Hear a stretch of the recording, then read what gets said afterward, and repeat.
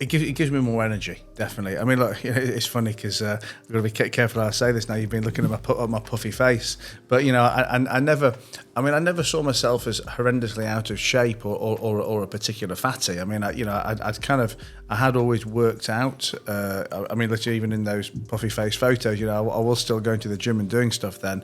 I think it was probably my diet that was worse than my lack of exercise was. But I mean, I can't advocate enough for fitness. For anyone in any walk of life, and I think it's when your body's better, your mind's better. You feel better, you look better. People respect you more when you're not fat and lazy. And I think it's a great cheerer upper. It's a great antidepressant.